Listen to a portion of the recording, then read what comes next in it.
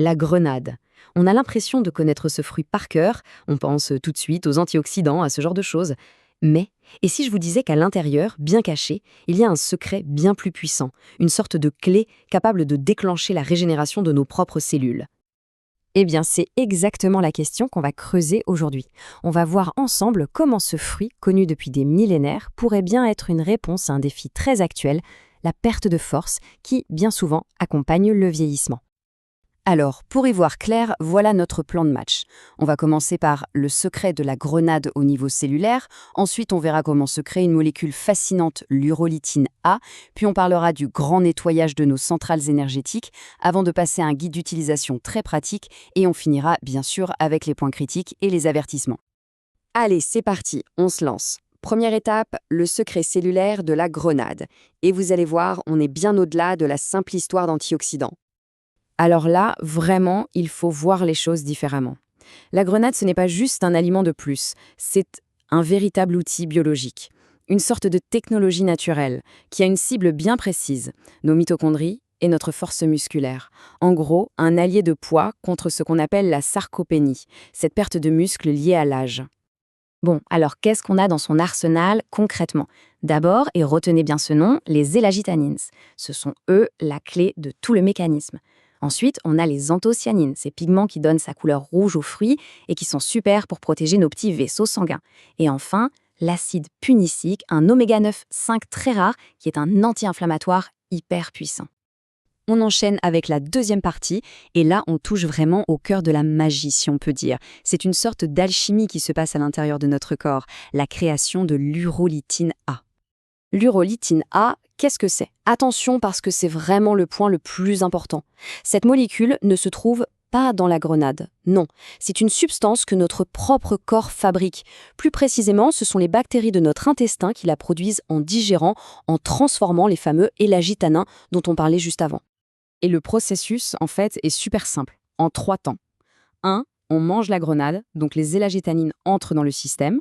2. Nos petites bactéries intestinales, si on a les bonnes, se mettent au travail et les transforment. Et 3. L'activation, la fameuse urolitine A est créée et libérée. C'est à la fois simple et absolument génial. Troisième partie, le grand ménage mitochondrial. Bon, maintenant qu'on a notre clé, l'urolitine A, on va voir quelle porte elle ouvre et pourquoi c'est si important pour notre énergie au quotidien. En fait, l'urolitine A, elle déclenche un processus qui s'appelle la mitophagie. Pour faire simple, imaginez ça comme le service de contrôle qualité de nos cellules. Son rôle, c'est de repérer nos centrales énergétiques, les mitochondries, qui sont vieilles, un peu rouillées, et de les éliminer pour faire de la place à des nouvelles, toutes neuves et bien plus efficaces. Et la différence est juste énorme. D'un côté, avec les vieilles mitochondries, on file tout droit vers la fatigue chronique, la perte de muscles. De l'autre, une fois le ménage fait, on se retrouve avec des mitochondries performantes, et ça rime avec un vrai regain d'énergie et de force. C'est tellement important que la source qu'on analyse utilise un mot très fort. Elle parle du Graal. Le Graal pour combattre la fatigue chronique et la fonte musculaire. Ça vous donne une idée de l'impact potentiel de ce mécanisme. Bon, on a vu la science, c'est passionnant, mais passons à la pratique. Quatrième partie, le guide d'utilisation. Comment on met en place ce fameux protocole Regen dans la vraie vie? Alors, le protocole est assez précis. Pour la dose, on parle de 100 g de graines fraîches ou alors 150 ml de jus pur. Et j'insiste, sans sucre ajouté. Pour la fréquence, l'idéal, c'est 3 à 4 fois par semaine. Et le meilleur moment pour en prendre? Soit juste après une séance de sport pour aider à la récupération, soit tout simplement au petit déjeuner. Ah, et un point super important, si possible, il faut toujours préférer les graines entières plutôt que le jus. Pourquoi? Tout simplement à cause des fibres. Elles vont ralentir la vitesse à laquelle le sucre du fruit passe dans le sang, et ça, c'est une super protection pour notre foie. C'est un détail qui fait une énorme différence. Maintenant, pour ceux qui préfèrent quand même le jus, il y a une astuce à connaître. Le top du top, c'est de trouver un jus pressé à froid, qui a été fait avec la peau, avec l'écorce du fruit. C'est là, en fait, que se trouve la plus grosse concentration des fameux élagitanins. Et si on veut vraiment aller plus loin, on peut même jouer sur des synergies, des alliances sacrées. Par exemple, en associant la grenade avec du kéfir de chèvre, les probiotiques vont donner un coup de main aux bactéries pour créer l'urolitine A. Ou alors, avec des noix, on obtient une super synergie de polyphénol, excellente pour le cœur. On attaque la dernière ligne droite, et c'est une partie absolument fondamentale. Les facteurs critiques et les avertissements. C'est un peu comme lire les petites lignes en bas d'un contrat. Il ne faut surtout pas les sauter. Et là, attention, voici le point le plus crucial de tous. Cette capacité à produire l'urolytine A, eh bien, tout le monde ne l'a pas, loin de là.